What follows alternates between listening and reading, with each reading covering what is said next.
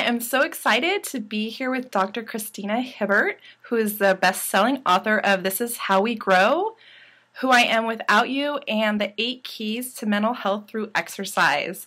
She's a clinical psychologist specializing in women's mental health, grief and loss, motherhood, parenting, pregnancy and postpartum, self-esteem and self-worth, and personal growth. And she's also the host of the weekly web talk radio show, Motherhood. Thank you so much, Dr. Hibbert, for being here with me today and being part of this series I'm doing on Maternal Mental Health Awareness Month. It's my pleasure. So can you tell us a little bit about you and your passion for helping moms? Sure. I guess it started when I became a mom. I actually had postpartum depression with my firstborn and tried to get some help and tried to reach out for support and just felt like nobody understood, and I just wished that I had somebody who could help me. And so even though I had already graduated from college and so I was kind of staying home full time at that time, I knew I wanted to go back to graduate school. And after my second son was born 4 years later, I went back to graduate school and then sort of focused my dissertation and a lot of my doctoral work in that area of pregnancy and postpartum mood disorders, and especially with couples. Yeah. And that's and then that led me into, getting volunteering with Postpartum Support International, and then starting the Arizona Postpartum Wellness Coalition here, which is basically, I started because I wanted to have that when I was going through it, and I didn't. So, and then, it's evolved over the years. I feel like I always want to tell people what I learned. So I feel like I work with women and mothers because that's what I am. And I'm in the thick of it just like everybody else, and just trying to keep up. And so it's kind of evolved over the years to working on more of like, how do we handle teenagers and what do we do when our kids leave home and these kinds of things. But I just love working with moms. Yeah. Well, what do you feel like moms need the most? Like what, now you've gone through different stages, so like. The big thing that comes up in my mind and what we talk about pretty much every week on my radio show, Motherhood, is self-care. I really think that we need to get how important that is to take care of ourselves and to not feel guilty. And I know that's something that personally I've struggled with over the years. And, I remember when my last one was born, so I have 6 kids, and after my last one was born, well, that's a whole long story. We can get into that later if you want. But anyway, I was going through major... It's great. It's in your book. Yes. That's right. So it's basically what This Is How We Grow is about. Yeah. So a lot going on after my last one was born, and needless to say, I had grief and postpartum and who knows what else going on. And after a few months, I'd had a babysitter that I used a couple mornings a week for my 4-year-old daughter. And I started taking the baby with her a couple mornings a week, and I never told anyone because I was embarrassed. I felt like, I can't handle it, but, I needed a break, and I needed to go to therapy, and, there were things I needed, but, now I'm at the point where I can say, yeah, I'm taking a nap, or I'm taking 2 hours off this afternoon to just lay around and watch TV or Netflix or something, Yeah. But I think we need to take care of ourselves, and we need to be able to say, or to believe that we're worth it, and, to me, that's a biggie, and that going along with that. I think the other one is just to be able to ask for help when we need it, and still feel good about ourselves as moms, because we really can't do it alone. Right. No, and I talk to moms all the time about that. Like, it's just that guilt that they have. Like, if I take this time off, then somehow I'm not fulfilling my role as a mom, or I'm not always sure what. Yeah, you're right, and I hear that all the time too, and I know that I felt that way too. That it's like we're supposed to be a mom 24/7 and never have a break and always be happy about it and feel fine and be healthy. And it just doesn't happen that way. We need to know what we each need to be healthy, and then we need to prioritize those things. And I have just, over the years, I've really learned that when I do that, I'm just so much better. And I know that we hear this all the time, but I think we need to hear it all the time because we forget and we put ourselves low on the list, or we forget to put ourselves on the list at all. And it's too much. You can't do it without a break. You can't do it without help. You can't do it without really good self-care and prioritizing that. Yeah, because even when we teach self-care, it's like you have to be reminded. Like my husband will be like, "Oh, what would you tell a mom?" I'm like, "Oh yeah, I would probably tell them to take a break, and it's okay to have a break, But yeah. And I think I agree. I think sometimes I have been with clients and I come home like, I'm such a hypocrite. Yeah. I'm sitting there telling them to do these things and I'm not doing them. But it's also a good reminder that, okay, well, why do you think, you're not doing so well, Christy? I mean, hey, let's get on the ball here and take better care. And, I actually went and got a massage this morning, and I was talking with the massage therapist because a year ago I was in a car accident and rear-ended, and I had really bad whiplash, and it was a good, 7 or 8 months of going through treatment. And so I used to go get this body work done with her every week to try to get through that. And then all of a sudden I felt better and I didn't come. I mean, I haven't been to see her in like 6 months, you know? It was like, what is wrong with me? But, it was a reminder that last year was a big eye-opener that, I've really got to take care of myself. And, hey, if I need a massage, I need a massage. If I need a nap, I need a nap. And that's just it. Like I always say, it's called a need because we need it. And, Yeah, exactly. I like that. Yeah. So do you feel like there's a most effective, treatment for, moms with a perinatal mood or anxiety disorder, or what do you think is the most helpful? I think the best place to start when you think you're struggling with some kind of maternal mental health disorder or issue, first of all, we have to admit that there's something not right, and again, that's the hardest part, right? To be able to say, I'm not doing so well. Maybe I need some help. Or to tell our spouse or our partner, hey, can you help me figure out what's going on with me? Because I'm just not well. And I think sometimes I like to say, Adlerian psychology is really interesting to me because it looks at depression in a different way. It says, instead of saying, I'm depressed because I'm not sleeping and I'm, not eating the same and I'm hopeless and I feel helpless and all that. Instead it's saying, maybe you aren't eating right and you're not sleeping well and you feel hopeless because you need to be depressed. Maybe that's just what you need right now. And so I think it's okay. It's definitely okay for us to say, hey, I am having a rough time and I need some help and I need to figure this out. And the problem, I think, with a lot of us moms is we just don't want to admit that. We feel weak. Yeah. And it's so not a weakness, as you know. So not a weakness. It's just, this is your body and this is what's happening. And hormones is another huge part of it that, that I always talk a lot about because I think we minimize what really goes on in our body and how it affects our mental health. And also we minimize our life experiences and how much that affects our mental health. And so to me, that's a biggie, is we have to stop and say something is not right. And it's okay, I'm not a bad person, I'm not weak or whatever, but I need help. And I know I've struggled with that too, after, just kind of briefly, with my This Is How We Grow experience, my sister had died, we'd inherited our 2 nephews, we went from three to 6 kids, and we finally, got kind of back together after several years, and long story obviously, but then as I published This Is How We Grow, just a few months later, my very good friend took her life. And she dropped her daughter at my house, and she went and she jumped off the Grand Canyon. Yeah. And it was so traumatic. Again, it felt like the same thing as when my sister had died. She died of an overdose. And so it was, I knew that it was traumatic, and so I was like, okay, here we are. I'm going to do this grief work again. So grief felt fine to me. Yeah. And do the grief work. But then months later, I thought I was all better, and all of a sudden I'm having symptoms of anxiety and depression again. Yeah. And I'm like, wait a minute, what's wrong with me? I thought I was better. I was working at this, and somehow I couldn't accept that like I could accept breathing, Right. So,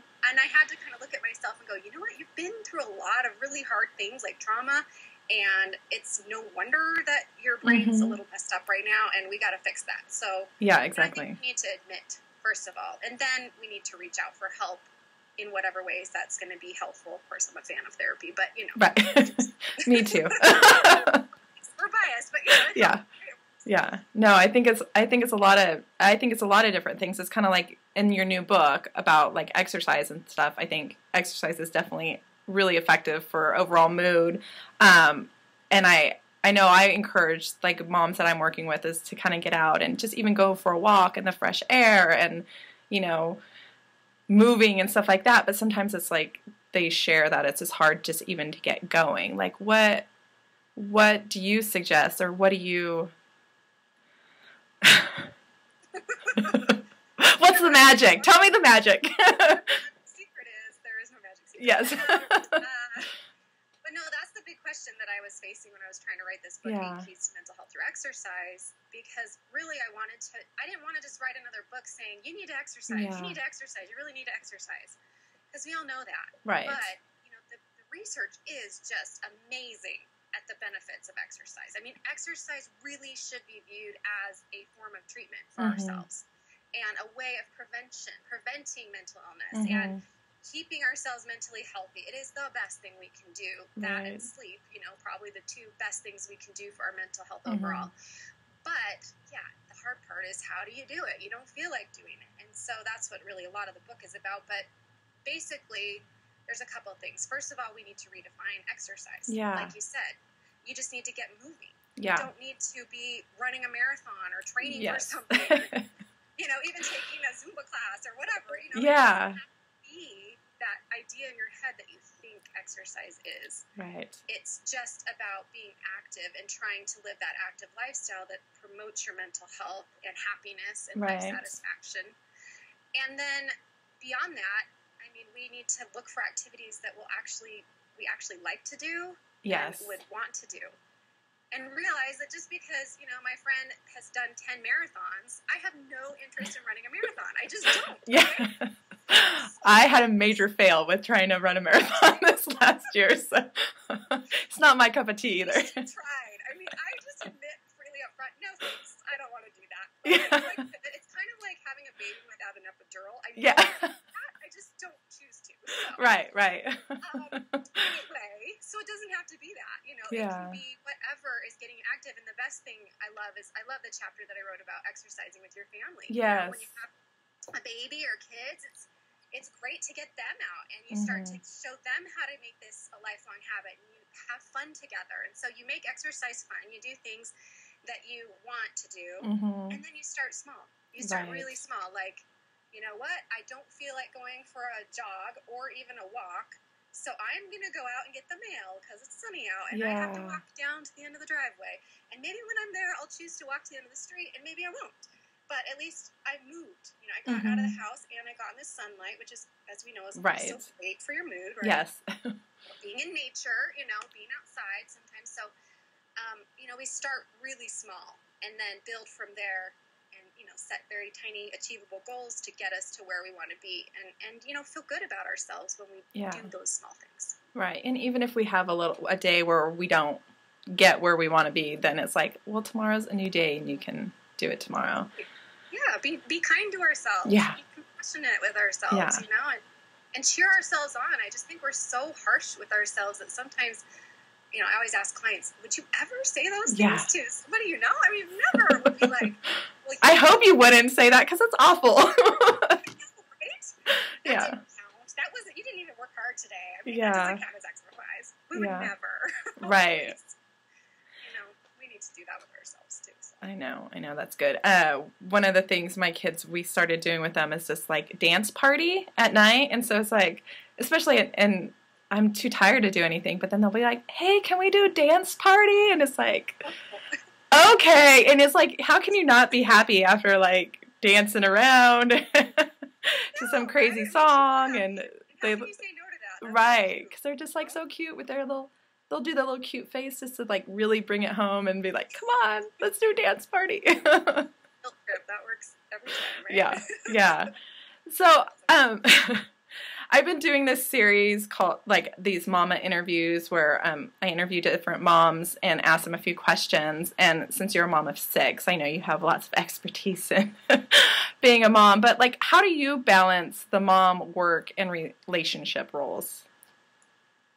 For me, first of all, I think it's been really important to me to know my priorities. So to know what like my top 3 are, and my top 3 are my spiritual connection with God, my connection with my husband, my connection with my family.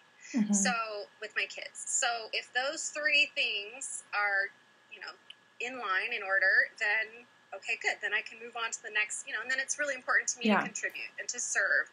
And so a lot of my work, I especially what I do online, I do, just because I want to help people. But I don't want to do that to the extent that I burn out, because I've been there, done that too. So to me, that's really helpful. And to me, balance is that feeling that we get when we are making wise choices in our life. So to me, whenever we talk about balance, I say, well, it's really about choices. So what am I choosing to do, and what am I saying yes to, and what am I saying no to? Because saying no is really saying yes to something better. Yeah. Right? No, I like that. So I kind of try to, whenever something comes my way, an opportunity, like, my last 2 books fell into my lap. I mean, I was approached by publishers, 2 different ones, and asked, would you write a book on this topic for us? And it was sort of like, I don't know, should I? And my friends are like, especially my writer friends are like, are you kidding me? Yes, say yes, And I was like, I don't know, I don't want to say yes because I don't want to jump into something and then regret it. Yeah. So I really try to pray and talk with my husband about it and make sure that whatever I'm going to do fits and isn't going to block those top priorities in my life. So that's kind of how I do it. And, it's a work in progress.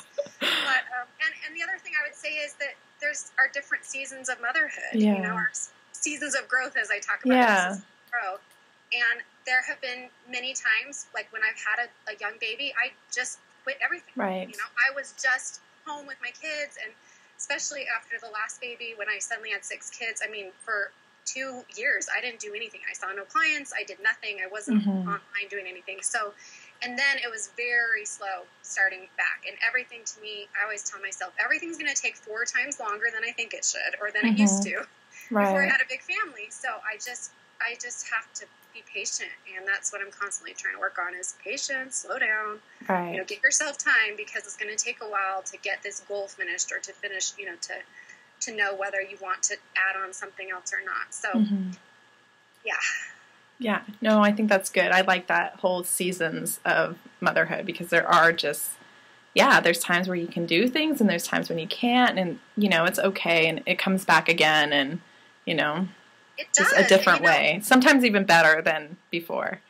I totally agree. And, I really thought, like, when I quit everything this last time, when I suddenly had 6 kids, I thought I would never, I would never be able to be a psychologist like I thought I would be, help people like I wanted. I never thought I'd be an author like I wanted to be. Yeah. You feel like you can't ever do those things, but you don't realize how quickly that time goes. And, right.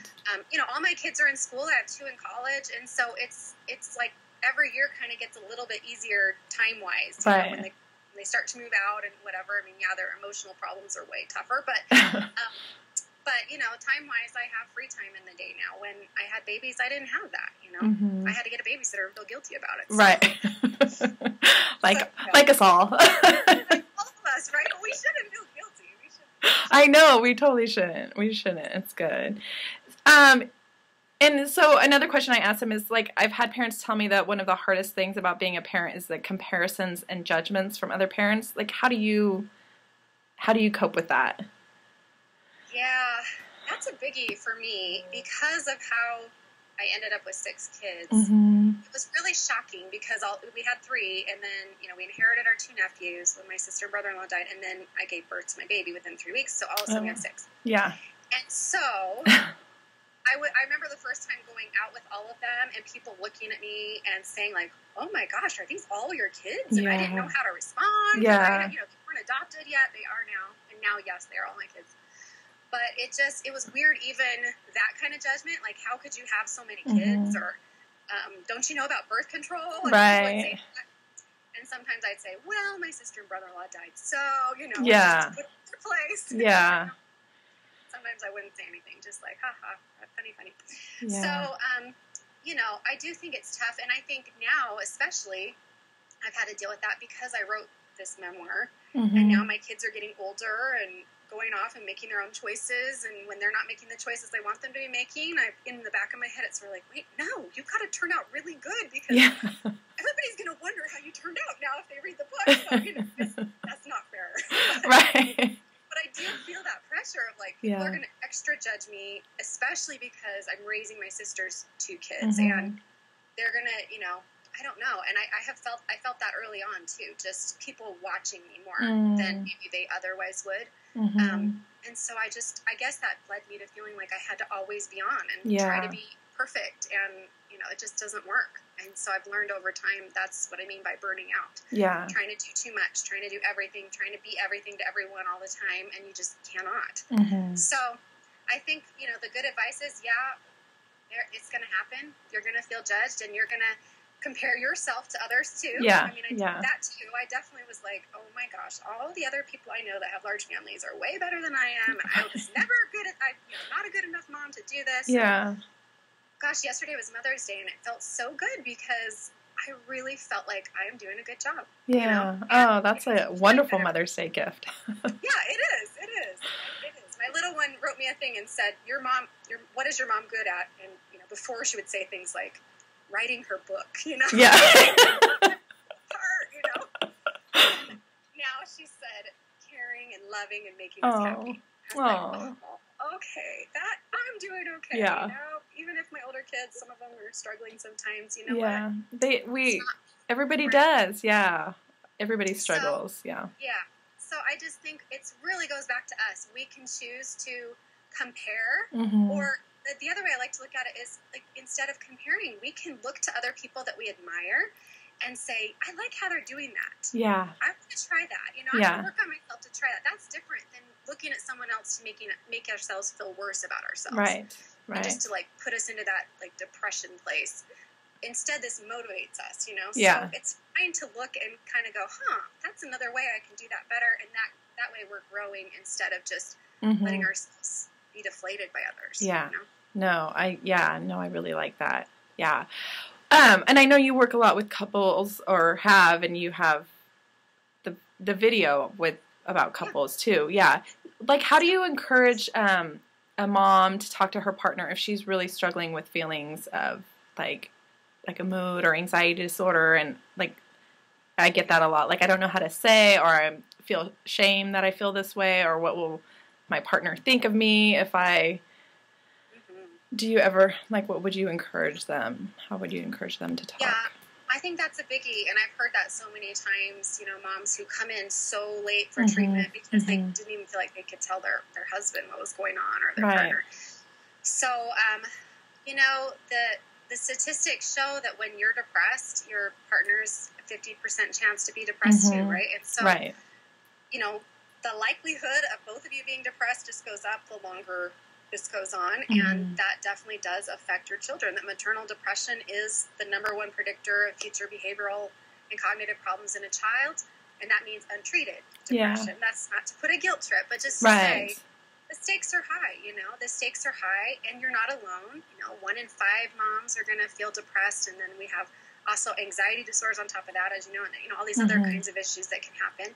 So I think it goes back to getting that courage deep within to say, you know what, I'm not weak. I'm not a bad person. I need help, and being able to admit it, especially to the one that you're supposedly closest to, and trust that, your partner's going to be there for you and be able to help you find that help that you need.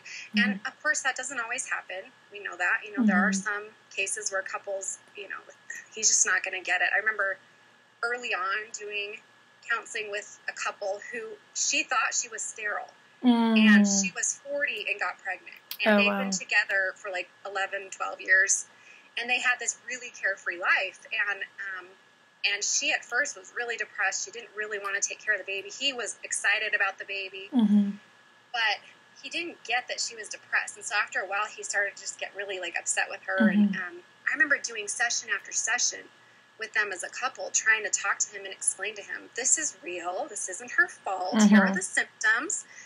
And so, sometimes it can be helpful to say, you know what, I'm not feeling so well, let's set up a therapy appointment, will you come with me and help me? Or will you just come with me so you can watch the baby, and get him in there too, especially if you're afraid that he's not going to understand or, get it, let somebody else help you with that.